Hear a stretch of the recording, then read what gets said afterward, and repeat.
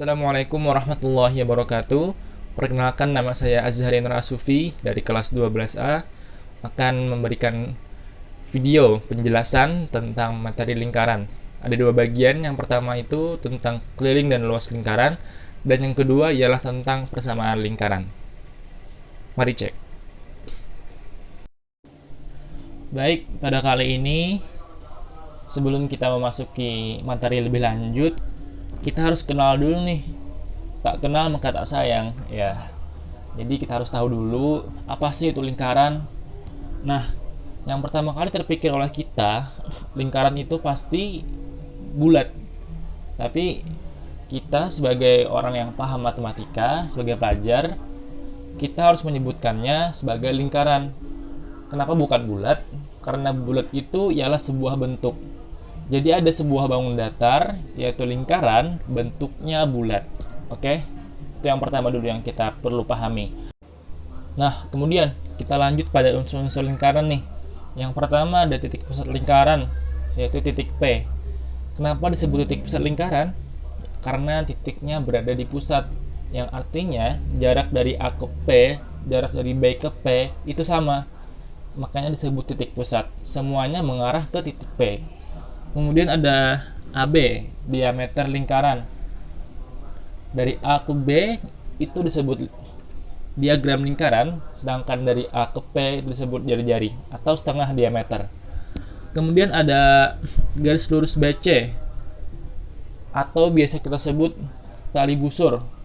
Kemudian ada garis lengkung CB atau CA atau biasa kita sebut sebagai busur lingkaran.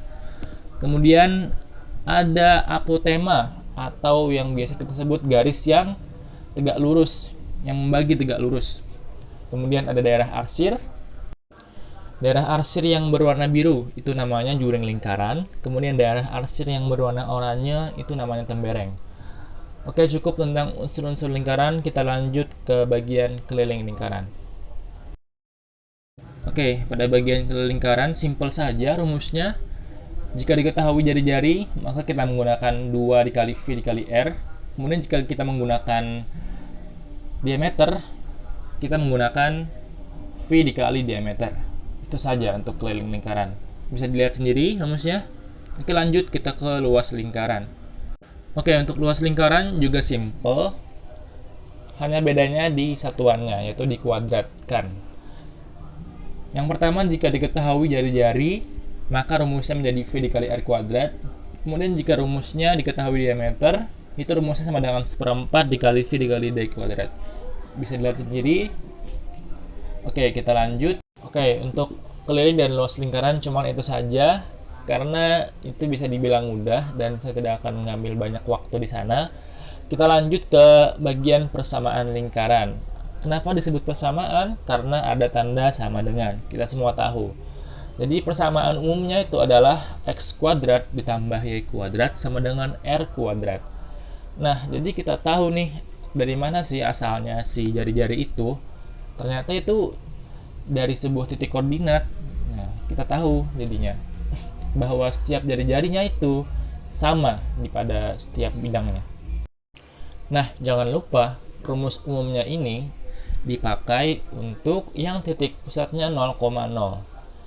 Bisa dilihat contohnya tersebut melalui titik negatif 3,4 yang titik pusatnya itu 0,0. Maka rumus itu bisa dipakai dan hasilnya ialah 25.